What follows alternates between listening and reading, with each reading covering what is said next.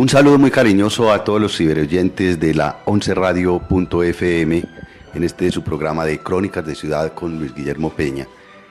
Hoy tenemos un invitado muy especial, él es todo un personaje, yo no diría que un personaje de ciudad, sino un personaje de país, un personaje de mundo.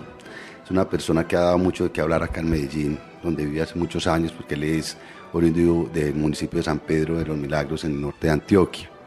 Él ha sido una persona que como muchos ha subido unas transformaciones en su vida, por la cual ha sido muy criticado. Sin embargo, él ha tenido, digamos, esa fortaleza de enfrentarse a una sociedad mojigata, sobre todo de los años 60 y 70, para transformar su vida. Él nació como Jorge Betancourt Aguilar, pero es un transgenerista y ya su nombre es Abraxas Aguilar. Tiene muchas cosas que contar de su vida y es un ejemplo de vida. Abraxas, háblenos un poquito cómo fue su niñez allá en ese municipio frío de San Pedro de los Milagros. La vida de todo ser humano es un sueño, es una nube que aparece y desaparece, y la infancia mía es un descubrir un humilde pueblo de San Pedro de los Milagros, donde realmente sería menos que un estrato 1, porque era lo más natural, casi que el Juan Jacobo Rousseau, el Emilio de Rousseau, donde ve todo con una gran naturalidad y empieza a descubrir qué es lo que hay a su alrededor. Es mi infancia, y solamente empieza el campo por ahí a los 4 años. Es mi gran descubrimiento cuando veo que un bus de escalera pasa por el hoyito en un resalto donde yo vivía como en un segundo nivel, y grité viva el Partido Liberal. Mi padre, que era un conservador Betancourt Múnera de San Pedro, cogió y se le salió el godo y me reventó la nariz. Ahí empecé a ver de que pensar diferente era rojo, y que después entendería el color rojo en la simbología política. Mi madre en ese entonces cogió una tranca de esas de catre, de hierro, viejas que había, y se la pone en la espalda y le dice que el niño no entiende de eso, pero mi madre va a buscar el apoyo de su padre Aguilar, y cuando llega ya, mi padre me había secuestrado en un costal para llevarme a una finca. Allí yo, ¿en un costal o qué? Sí, cogí y me dice, métase en un costal, y yo me metí como si fuera un bulto de papa, me tiró al hombro. Yo cogí, y como era de angeo el costal, yo cogí, abrí por los dedos y volví, vi que abrí 2 huequitos como si fuera una máscara, y vi que yo caminaba de espaldas hasta llegar a una finca donde bajé. Entonces me bajé y aparecían 3 solteronas, que eran las tías de mi padre, y todas emocionadas. ¡Ay, el hijo de Jorge, el hijo de Jorge! Bueno, y luego al día siguiente me despierto yo en una finca. Yo realmente no protesté, no hice repulsa, no pregunté. Me parecía un grado de... ¿Qué edad tenías? Tenía 4 años. Sí. Era un grado de irresponsabilidad. ¿Por qué me trajo? Nunca pregunté nada, dije nada, sino como que el destino para mí ha sido eso, una hoja que se mueve en el oleaje del tiempo. Así fue como realmente viví 4 años, conocí el campo, conocí el despertar de los... ¿Y cuántos estuviste con las tías? Estuve 4 años, hasta los 8 años, donde allí me tocó encerrar terneros, tener mi gato, tener mi perro, tener mi caballo, tener mi ternera, preparar el bongo con el salvao y la melaza para el ganado. Supe qué era, cómo criaba el ganado, aprendí cómo se sembraba el frijol, la alberja, el maíz, la papa, y cómo esa magia de ahí se recogía con el tiempo, esa sabiduría reproductiva de la madre naturaleza. Y también tuve mi caballo Tangaré, con el que traía la leche. ¿Así se llamaba el caballo? Sí, mi caballo Tangaré, que después lo asociaba con una obra de Zorrilla, Tabaré. Realmente allí entendí yo el amor y la caricia que podría existir cuando no tenía más amigos ni amigas, niños, sino los mismos animales. De ahí que ese estigma de mi infancia, hoy a mis 65 años todavía sigo manejando esa soledad y esa desconfianza existencial. Que viene de la niñez. Sí.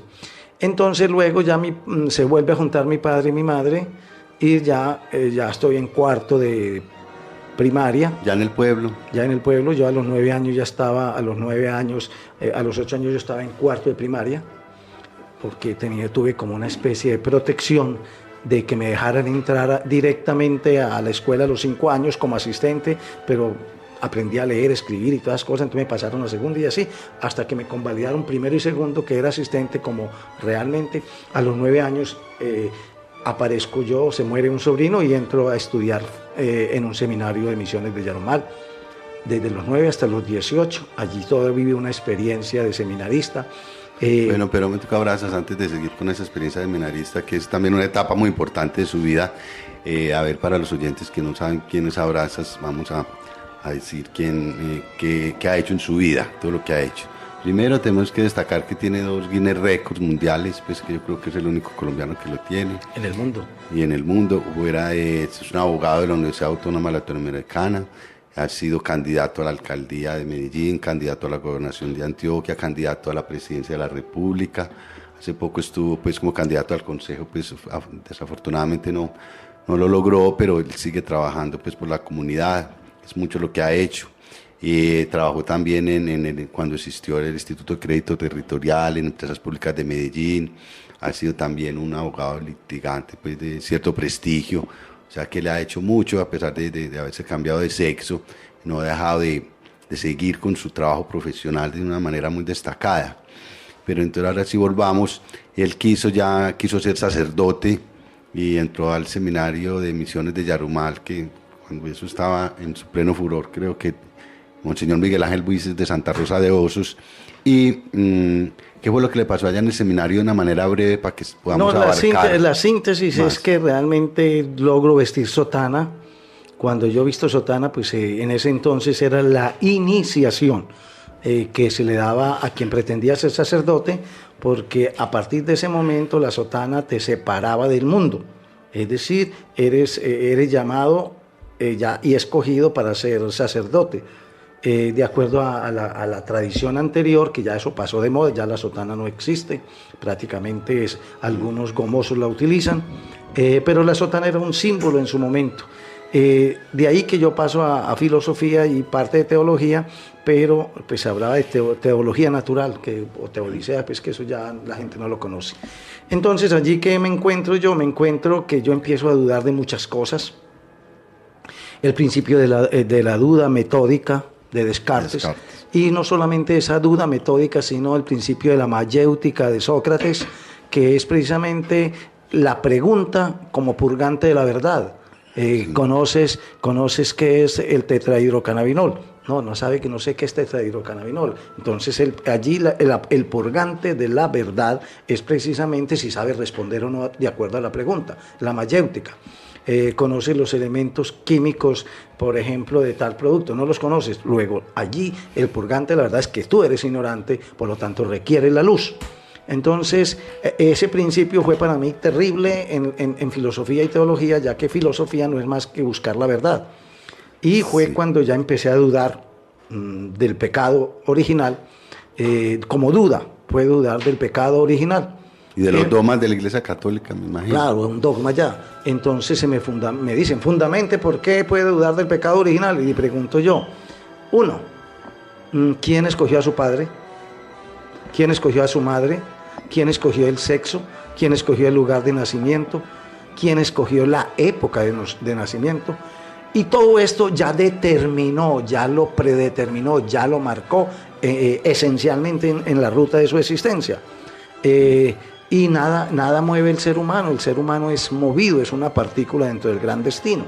Y el mismo Maestro Cristo pues fue el que me puso en la duda, cuando dice, no se cae una hoja ni un cabello sin la voluntad del Padre. Yo diría de la mente creadora, de la mente que mueve el universo. Porque la energía cósmica. La energía cósmica que se mueve, que es consciente y que es mecánica. Pero la mecánica es producida por una mente consciente, así como quien produce un carro es mecánica consciente, pero quien lo conduce es energía consciente. Así el universo en igual forma. Así pues que de todas maneras el profesor de filosofía en ese momento lo acepta como duda, pero el obispo cuando ya voy a pasar a teología me dice que si yo sigo aceptando la duda, Le digo que todavía no he resuelto la duda. Entonces me dice, pues esa duda no se le permite a usted ya para teólogo, porque entonces, ¿qué va a hacer del misterio, del sacramento de la penitencia? Entonces, si no existe el pecado, ¿para qué? A lo cual le respondí a Monseñor y le dije, es que el que todo lo sabe, ¿para qué tiene que repetírselo otra vez? Entonces me dijo, ¿usted entonces ataca la confesión? No, porque a la confesión puede ser una terapia. No es un sacramento, no lo considero una terapia. Muy bien. Suficiente como para decirme, le recomiendo que cuelgue sotana, para que no tenga mucho problema. Colgar la sotana. Y entonces, efectivamente, la sugerencia frente a mí fue una orden para los superiores en Yarumal, que me dieron 15 días para que colgara sotana, terminara la filosofía, ya totalmente para acreditarme como filósofo. Y así fue como ya pasé al mundo real, al mundo. Volví al mundo, porque allá es estar fuera del mundo. ¿Cuánto tiempo estuvo en Yarumal? 8 años. 8 años, allí ya pues la historia pues de esa, la historia fundamental es esa. Una historia interesante fue haber vivido el Yagué, en el Baupés, con un payé y con un iniciado de 3 falengos, que son parte de los secretos que tienen las culturas indígenas, especialmente los Piratapuya, los Macuy y los Desanos, en el Baupés. Bueno, eso ya pasó, voltea la hoja de la historia, voltea la página, y cada día la vida de cada ser humano es como una nube que se coagula y a su vez se deshace. Así es que ya entro yo a la Universidad Autónoma, empezaba la Autónoma Latinoamericana, hoy ya va a cumplir 50 años. En los años 60. Estamos hablando del 78. 78, 68. No, 78. En el 68, tenés razón, sí. En el 78 yo ya era abogado. Bueno. Así fue que ya entró allá a la Autónoma, que era marxismo, al de ayuno, al almuerzo y la comida. Venía de una formación esencialmente religiosa, metafísica, frente a un materialismo. O sea que mi cerebro empieza a compaginar las dos teorías. Viéndolo bien, yo me quedé con la posición ecléptica, de ahí que hoy, ya con mis años, la madurez, puedo determinar de que ciencia y creencia van de la mano a través de la lógica y la razón, menos con una cantidad de imbecilidades que todavía existen en las creencias religiosas, que las respeto, sí, pero no las comparto desde el ángulo de la razón en búsqueda de la verdad. Porque Pablo de Tarso fue muy sabio cuando dijo, solo la verdad os hará libres. De lo contrario, andaréis en las tinieblas de la oscuridad que os encadenan en vuestro destino. O sea que así esa realidad pasa. De ahí que ya en la universidad, yo ¿qué soy? Soy concejal de Medellín, siendo estudiante. En el año 70 soy líder de la Alianza Nacional Popular, soy el presidente del Comando de Juventudes de la ANAPO, soy director de teatro de la universidad en su momento. Y todas esas variables en un momento determinado muestran que mi vida es un collage. Allí sí, ya la cantidad de actividades es una superposición de actividades. Una mezcla de muchas cosas. Una mezcla de varias cosas. Y así fue que ya termino la carrera, soy asistente de importaciones de empresas departamentales, jefe de compras, profesor de bachillerato de Belén Las Playas, y termino mi carrera y ya entro a enfrentarme como abogado al medio en la ley de la oferta y la demanda, y me presento como candidato a Defencarga, Defensa de Transporte de Carga, donde eran empresas como Colpeg Fabricato, Microplas, Colpepunto, Empaques, Siderúrgica, Rafael Salazar, Botero Soto, Movicar, Coordinadoras, Aferbo Darío Mejía, Colseguro Rojas, entre otras, por no decir más, y me tocaba asesorar todo lo que era la mafia de piratas terrestres. Qué bien. Ahora vamos a ir a un pequeño corte y seguimos conversando sobre esa vida tan interesante que tú tienes y que es bueno que la conozcan todos nuestros oyentes.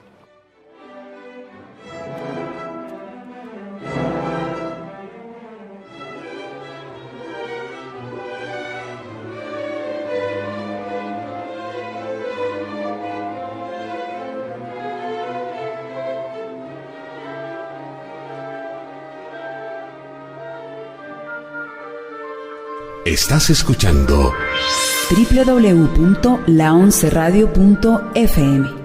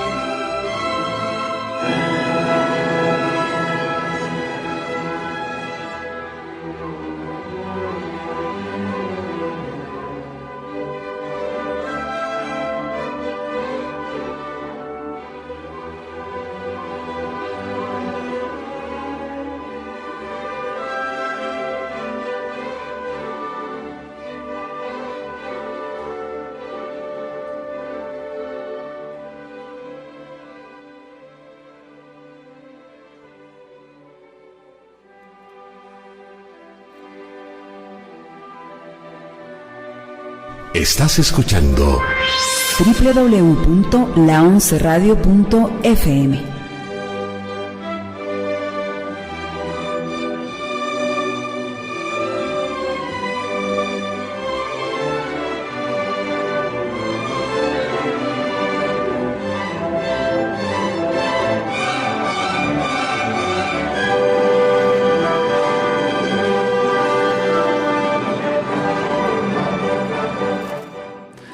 Continuamos entonces con la vida de Abraxas Aguilar. Abraxas también ha sido un líder de la comunidad LGBTI, que son gays, bisexuales e intersexuales. Ahorita ha habido mucha apertura para esta comunidad, pero hubo unos años donde era todo un pecado ver una persona que fuera gay o que fuera homosexual. Sin embargo, Abraxas tuvo, digamos, esa fortaleza, yo diría que hasta esa osadía de enfrentarse a esas comunidades mojigatas e intolerantes que estaban tan arraigadas en nuestro medio, sobre todo por la religiosidad. Y entonces él fue, yo diría, digamos, esa palabra tan berraco de enfrentarse a esta gente, de decir, aquí soy yo quiero demostrar lo que soy, no me da pena, no voy a agachar la cabeza, les voy a decir a todos ustedes que si soy gay, que si soy homosexual. Después de haber sido concejal de Medellín, a mí me parece que es una valentía de tu parte, Abraxas, ser capaz de enfrentarte a esta sociedad tan mojigata, y todavía en cierto modo lo sigue siendo, que como dije antes hay más apertura. Pero cuéntanos cómo es esa faceta tuya y en qué momento te dio por ser un transgenerista. Yo digo que la transgeneridad, aquel que va más allá del género, en el equilibrio sexo, sexualidad y género, que el género es un constructo esencialmente mental donde se le asignan una cantidad de roles o de costumbres al género masculino o femenino en lo que corresponde al vestido, a los ademanes de comportarse y sus conductas, etcétera. Yo sentí desde muy temprana edad la transgeneridad, sobre todo cuando estuve en el seminario, cuando nadie quiso hacer el papel de mujer. Y en una obra de teatro. En una obra de teatro. Y yo dije, yo lo hago cuando no había nadie. Yo era, entre otras cosas, yo era de la selección de fútbol, practicaba por lo menos 8 deportes, un campecho pues bien formado, bien alimentado. Y cuando hice ese papel de mujer, en ese entonces, a pesar de que era una obra religiosa, yo sentí el despertar mío de que yo era transgénero, que tenía la tendencia hacia un alma femenina en un cuerpo de hombre. Un alma femenina en un cuerpo de hombre, y que todo lo que me gustaba era lo que a las mujeres les gustaba. Es decir, su modo de ser, su modo de vestir, su modo de peinarse, su modo Sentías una feminidad interior. La feminidad, porque hay que distinguir entre la mujer, que es simplemente algo fisiológico, y el enigma que tiene la feminidad, que es aquel elemento distintivo que tiene la feminidad, esa XX, esa progesterona disuelta de acuerdo a su proceso evolutivo en cada mujer. Así fue que de todas maneras yo viví una vida oculta de vivir de mujer en mi vida privada y de aparentar un gran macho por fuera en un momento determinado. Es una cierta represión. Lo cual sí, es decir, estar en el closet. Lo cual significaba para mí en un momento determinado que de todas maneras ese macho lo sublimaba con mucha fuerza, por lo tanto era el intelectual, era el académico, era el ejecutivo, era el deportista, era todo, pero en el fondo estaba lo demás, lo cual no significa que también la feminidad no tenga todas esas características en un momento determinado, planteando de que el patrimonio de lo bueno siempre ha sido del macho y que la mujer es simplemente la sombra del hombre. Criterios que ya hoy han evolucionado se han revaluado mucho. Sin que la mujer haya logrado todavía la liberación. La mujer no se ha liberado, la mujer sigue frenada en la oscuridad de su propio egoísmo, de las taras culturales retrógradas. Hoy pues le permite, teniendo una amiga, una preciosa dama al frente mío, veo que hoy lo virtual está permitiéndole muchas cosas más, ya que el mundo de la cultura real, de la mujer soldado, apenas hace poco que apareció, de la mujer conductora de vehículos hace muy poco, que la mujer trabajadora que... Hasta que votara, primero entonces, las mujeres no podían ni votar. Hasta el año 1954 en que la mujer no podía votar. Yo como abogado hasta el año 68 la mujer no podía administrar los bienes del marido, no podía tener esa igualdad, era dominada totalmente jurídicamente. Hoy en día ya no, ya tenemos inclusive la igualdad de géneros, la igualdad, el equilibrio de género y el equilibrio de sexo. Hoy en día se habla de equidad de género, pero el género es un error, inclusive hoy lingüísticamente, querer plantear que el género solamente es de equilibrio de género, la mujer. No, yo creo que el equilibrio, la justicia o la equidad de género es de ambos. Es decir, el hombre es una mujer incompleta y la mujer es un hombre incompleto. De tal manera que buscan la complementación de los dos seres en un momento determinado para formar ese elemento esencial biológico, como lo plantea lo femenino y lo masculino en las plantas y en los demás animales. Hasta en los minerales yo creo que existe ese proceso de atracción yin-yang, es decir, masculino y femenino, lo seco y lo húmedo, etcétera, que en eso la cultura oriental va muy adelante y nos lleva muchos años y que apenas estamos empezando a entender nosotros.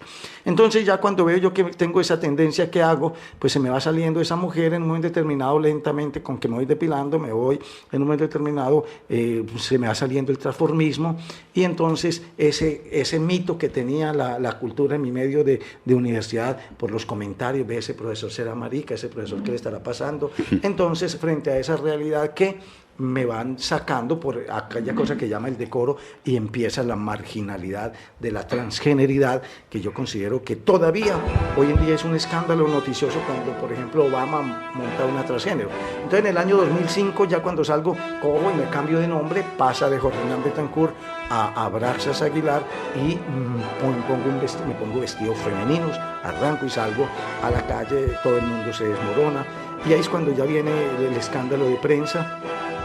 El colombiano saca un domingo preguntándose, fue concejal de Medellín, fue candidato a esto, pero que nunca se podrá olvidar en la política es que fue el primer transgénero que se volvió mujer, pero no dijo quién era. Entonces todos los periodistas empezaron a buscar quién era eso. No dijeron el nombre. No dijeron el nombre. Entonces el primero que se dejan como enigma, y entonces tras el chisme como que la prensa busca y ahí se me viene ya... Porque hasta la Chiva salió. Se viene Q. Se llama Q. Se viene Q, se viene Séptimo Día, Caracol, se viene Telemundo Internacional y viene un programa de Tabú. Entonces plantean que qué me pasa, que siendo tan distinto, que teniendo una forma que parezco no ser gay según ellos, ¿qué me pasaba? Entonces eso resulta que se empiezan a hacer todo un análisis que se plantea de la transgeneridad, que es aquella alma de mujer en un cuerpo de hombre, siendo gay o no siendo gay, o el alma de un hombre en un cuerpo de mujer que pretende ser hombre, que puede ser lesbiana o no lesbiana. Es decir, el criterio de la transgeneridad es un fenómeno que apenas se está desarrollando. Pero yo digo que transgénero es la lesbiana, transgénero es el gay, porque está transgrediendo el género dentro de lo que se llama... ¿Cuál nació? Dentro de lo que él se llama la ley de tendencia, que el hombre tiene que tener esta conducta y estos modos y estas afinidades, de tal manera que la testosterona y la progesterona se atraen macho y hembra en un momento determinado, pero si hay una ruptura de esa testosterona, de esa progesterona para unirse como afinidad de feromonas, entonces a partir de ese momento hay una transgresión del género. El sexo transgrede y va al género, de esa manera que por ejemplo la Y busca la Y y la X busca la X. Entonces hay tendencia de XY, que eso ya sí es problema de cromosomas, es problema de biológico, de ingeniería. Entonces biológica. ¿usted cree que ese transgenerismo es más biológico que, digamos, psicológico, mental? Ambas cosas. Es decir, no se puede separar lo químico, biológico, porque así como yo no puedo entender que un conejo se vaya a comer un ratón, pero tampoco veo que el gato se vaya a comer una zanahoria. Es decir, el problema de la atracción de las feromonas que existen en todos los elementos, desde lo químico a lo físico a lo sensorial humano y de ahí a lo psicológico. Es decir, una lesbiana o un gay no va a sentir lo mismo que un heterosexual en sus atracciones. Es decir, hay una desviación sin que se entienda, como lo ha planteado la Organización Mundial de la Salud, como enfermedad, sino como una tendencia biológica natural. Que hace la misma naturaleza, hace su experimento en un momento determinado, porque se da en los animales, se da en los peces, se plantean ya transgeneridad, que se vuelven femeninas o femeninos, los perros en un momento determinado. Hay perros que también demuestran sus tendencias. En un momento determinado, o animales que en un momento determinado no tienen sino machos, se vuelven lesbianas, es decir, animales que sean eso, o sea que es conducta esencialmente biológica, pero que en nuestro medio la volvieron tabú, y en eso pues desafortunadamente hay que decirlo que la religión en eso, desde Sodoma y Gomorra, que se dice castigó Yahvé por la sodomía, aspecto que yo peleé muy duro también en mi época para plantear de que el machismo del Antiguo Testamento y del Nuevo Testamento en parte, hasta hace muy poco las mujeres no podían entrar a los templos con vestido de hombre, y se les exigía que entraran con un manto. Y que tuvieran cubierta la cabeza. Que tuvieran cubierta la cabeza porque planteaban inferioridad. Estupideces de esas que menos mal han caído, como también tarde que temprano caerá el concepto del pecado y otras cosas, y así sucesivamente, como el criterio de decir que es un pecado lo uno y lo otro cuando es una conducta del equilibrio biológico. Y como yo mismo lo planteé, nadie escogió a su padre y nadie escogió la química de su género. Y si uno mira que, por ejemplo, Cassius Clay no tiene la antropometría del bailarín de Nureyev en un momento determinado, que es delicado, que es femenino en un momento determinado. El uno tiene los cromosomas débiles de Y y el otro los tiene de macho, como de toro, y como los toros de Lidia, que mientras más duro lo golpeen hay que seguir golpeando más duro. O sea, el problema del macho por la fuerza, por la berraquera. En cambio, la otra sutileza es la estética, que se plantea ya en las conductas antropométricas. Bueno, esa es parte de mi vida en un momento determinado, y cuando decido esto, llevo ya desde el 2005 a la fecha, y en este año decidí burlarme de la sociedad de nuevo, ya me di cuenta cómo reacciona la gente cuando uno vive la transgeneridad femenina, y me he vuelto a colocar vestido de hombre, entre comillas, para que no siga que soy una transgénero arrepentida, porque voy a jugarle doble a esta sociedad como quiere. O sea, cuando vaya de abogado me voy y voy a tratar de ponerme de hombre, pero cuando me dé la gana salgo con mi ropa de femenina en un momento determinado para decirle que las formas, que las apariencias engañan y que el vulgo juzga por las apariencias. A ver, pero para ti, ahora sabes que fue lo más difícil al asumir esa transgeneridad de parte de la sociedad. ¿Sentiste más rechazo, más aceptación? ¿Cómo está el mundo actual o nuestra sociedad? No, la pelea es muy grande, la pelea es muy tesa, sobre todo porque es que esa confusión, le digo doctor o doctora. Entonces ese problema de doctor, la juez llamando, oiga, lo posesionó como doctor o como doctora porque yo me ponía como abogada, arroba. Entonces no, yo no lo puedo poner a esa ambigüedad de arroba.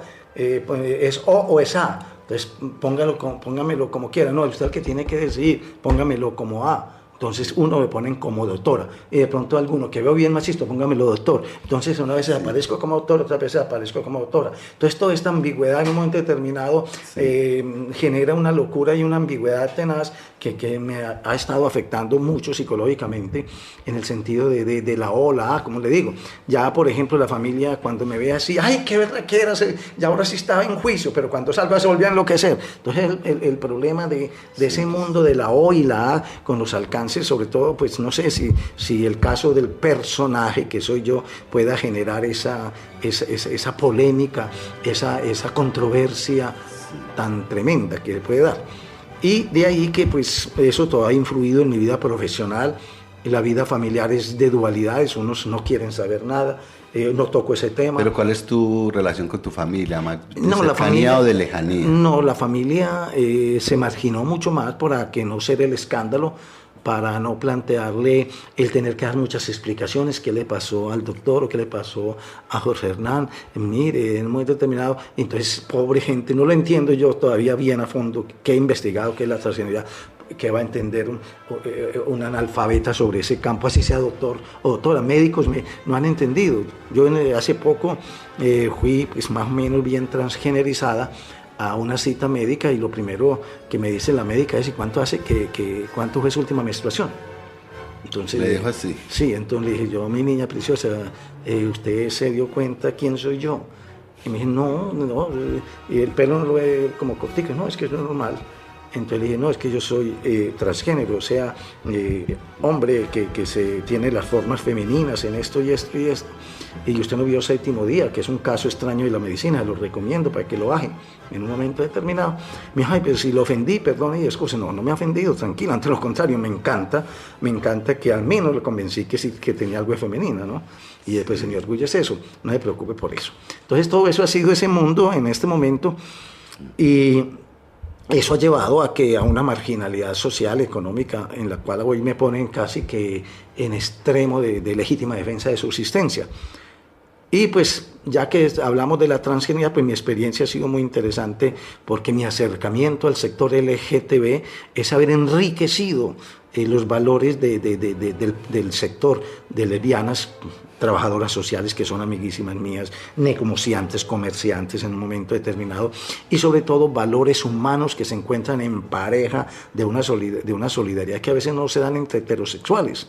Es decir, el problema es esencialmente humano, y eso es lo que me ha enriquecido a mí desde la transgeneridad, de haber abierto un horizonte, y los prejuicios que podía tener frente al LGTB hoy en día se dispersan cuando yo planteo la necesidad de la dignificación del sector LGTB, como igual la dignidad de los animales, de todo tipo de animal en un momento determinado, de la cual hablamos los ecologistas hoy en día. Entonces todo esto me lleva a mí a plantear que el gran ingeniero y el gran diseñador del universo explica el universo es por la diferencia y la diversidad. Todo es diferente y todo es diverso en el universo, así esté sometido a unas leyes específicas en el orden físico, químico o planetario, interplanetario. Ahora se dice que acá en nuestro medio, sobre todo acá en Medellín, el movimiento LGBTI está algo dividido y le falta como unirse más, trabajar más juntos, porque como que hay varios grupos. ¿Usted cómo ha observado esa situación? Desafortunadamente sí, cuando realmente los intereses sexuales o los intereses personalistas llevan en un momento determinado como móvil a estar dentro del LGTB, pero cuando se muestran el acuerdo, como diría el gran politólogo de muerto ya, de que el acuerdo es sobre lo fundamental, y lo fundamental es la dignidad de la persona humana, los proyectos de vida que tiene que tener la lesbiana, el gay, el transgénero, el bisexual y pues el intersexo, que es el famoso andrógino o hermafrodita, que viene que entre otras cosas la palabra andrógino. Es un concepto que todavía no se ha querido desarrollar y que de pronto para algunos se ha querido plantear como una palabra o una categoría, un concepto tabú, pero que yo, que he sido un estudioso, un investigador de este tema, veo que la androginia es un tema que tiene que ser tratado con un rigor psicológico, químico, biológico y genético y científico y sociológico, pero que desafortunadamente no ha sido tratado y no ha habido el ambiente para polemizar sobre esto, porque inclusive se me ha tratado de tapar la boca cuando he querido plantear el criterio de los alcances de la androginia. Bueno, porque es que todos tenemos niveles de X, de testosterona y de progesterona, de ahí que la mujer es XX y el hombre es X.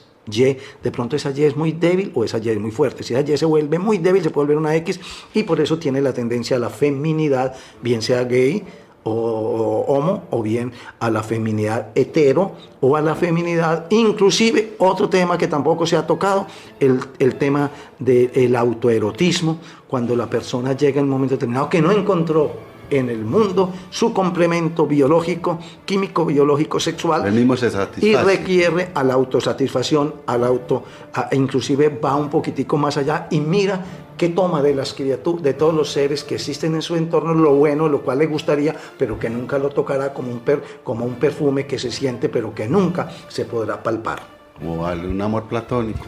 No es platónico en cuanto la idea, en cuanto que Platón en el mundo, en el mito de la caverna trae un concepto muy bello que podría plantearse para entender qué es eso. Es que para Platón lo que existe en el planeta Tierra, todo lo que vemos son simplemente sombras. Todo lo que vemos todo lo que vemos en el planeta Tierra son sombras, es decir, la sombra de la idea. Por ejemplo, usted para Platón es una simple sombra de la idea de hombre, ya que usted muere y punto, la idea de hombre sigue. Y van muriendo todo y son como sombras que van pasando por los siglos, como las matas, como las flores van pasando, la idea pasa, el león se murió y listo, pero el león sigue, el león que estaba encarnado muere, ese león fue una sombra no más. Y así sucesivamente, entonces platónico es eso. El mundo nuestro, el caso mío del transgénero puro, porque yo me consideraría transgénero puro en el sentido de que no he logrado todavía la identidad del acople a lo femenino, ni el total acople a lo masculino, entonces genera ese fenómeno raro, curioso, de lo cual llevar a Séptimo Día a plantear caso curioso, extraño, que no pudieron resolver tampoco. Ellos que se enredaron ahí, todavía no han podido resolverlo, pero que tampoco a los médicos les preocupó. 4 millones vieron mi programa, pero no les preocupó para investigar. Yo no soy objeto de investigación, no soy un objeto. A mí me miran, pero nunca me tocan absolutamente para nada. Soy doble marca mundial en arte. El único en el planeta Tierra que logró 2 récords Guinness en el collage, en el arte collage, en la historia de la humanidad, y todavía tengo esas 2 marcas. Hoy voy para atrás, una 3ª o 4ª marca mundial. Tengo el material, yo arranco con 20.000 imágenes, hoy tengo 300.000 imágenes en collage. Yo vivo en mi cuerpo, todos vivimos en nuestro cuerpo, residimos, habitamos en cualquier parte. Entonces, precisamente ahora hablemos sobre esa faceta, sobre esa otra faceta de Abrazas, que es la de artista. Un artista dedicado, ya me decía ahora que casi que de tiempo completo, inclusive descuidó casi que su profesión de abogado por dedicarse a hacer los collages, y ha tenido 2 Guinness Records con esos collages. En estos momentos él tiene un museo en el centro de Medellín, una casa muy grande, muy espaciosa, pero infortunadamente creo que le están pidiendo la casa, entonces para no dejar perder este trabajo, pues que ha sido admirado. Él también hizo el libro más grande del mundo, que estuvo expuesto en la Biblioteca Pública Piloto, todavía lo tienen en su casa. Entonces está ahora en este dilema de que no va a tener dónde tener esa colección de esos collages, de esos 2 récords mundiales. Entonces él está con el esfuerzo de crear una fundación que se va a llamar Universal Collage. Háblenos en qué va esa iniciativa y a qué apunta. Bueno, realmente he hecho la hipótesis de que una mañana cualquiera en mi casa solitaria donde resido con 2 gatos, una gata y un gato, de pronto se paralizara el corazón y la puerta nadie la abriría. Tumbaran la puerta, por decir algo, y lo primero que encontraran que allá habitan entre más de 300.000 imágenes, cuadros y el libro más grande del mundo, y ya no está el personaje. Yo me preguntaría las toneladas que he botado, los años de investigación que llevo. Ahora, en este año estoy cumpliendo 15 años de haber logrado para el mundo, no para Colombia, 2 récords Guinness. Y dijera, bueno, aquí que esto, esta bobada, ¿qué? Y empezaron a sacar eso a vender por kilos. Sabiendo que se han seleccionado las mejores imágenes de la humanidad ahí, que son días, minutos, segundos, años pegados con colbón, una tijera, seleccionando las mejores imágenes que considero, a mi modo de ver psicológicamente, bajo el criterio de la inteligencia emocional y con algunos procesos de racionalidad para lograr superar mi propia marca, que si fueron 20.000 en el año 97, hoy estoy con 300.000 y potencializo 50.000 cuadros. Eso me lleva a que yo dije, bueno, voy a montar una fundación, que no se llame, que no sea yo, sino la fundación Collage, y fue cuando me pregunté, ¿el mundo collage, World Collage, o el universo collage, o Abraxas Collage? Entonces fue cuando estoy en este proceso de consolidar la fundación lo más pronto posible, de tal manera que si van a sacarme, pues yo no tengo ningún problema, soy un habitante más de la calle, pero ahí sí quedan lo que vive en esa sede, que son esa riqueza, patrimonio cultural de la humanidad, que hasta ahora nadie le ha parado bolas, y que esperamos pues que ahora le paren bolas, porque eso no es mío, eso es de la humanidad. Yo simplemente he sido el instrumento para realizar eso.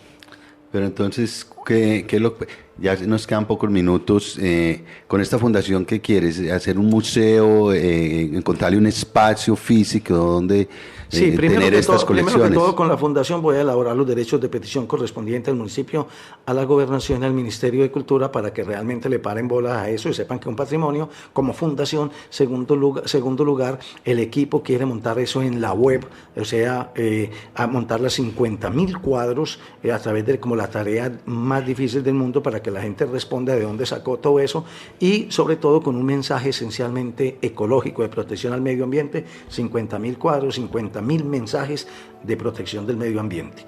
Es decir, esa es la razón fundamental, con una visión sociocultural y de investigación del arte, la cultura y la innovación, que debe llegar a esos límites para confrontarse con el banco de imagen collage más grande del mundo, y a su vez negociar desde la web, de lo cual yo soy tan montañero, pero ya hay un webmaster que va a trabajar todo esto, que va a montar las redes en su momento, que va a hacer exposiciones virtuales en museos, desde aquí hacerlos virtuales, de lo que yo tengo, y mostrarle a estos montañeros colombianos que realmente sí vale mi trabajo. Bueno, Abraxas, ya se nos acabó el tiempo. Te quiero agradecer haberme aceptado esta invitación, en haber compartido todos ese testimonio de vida tan interesante, lo que te ha tocado trasegar en esta existencia y enfrentarte a esos molinos tan contrarios como todo un Quijote, pero que sigues adelante. Y te deseo muchos éxitos en tu fundación. Es un legado para la humanidad que vale la pena conservar.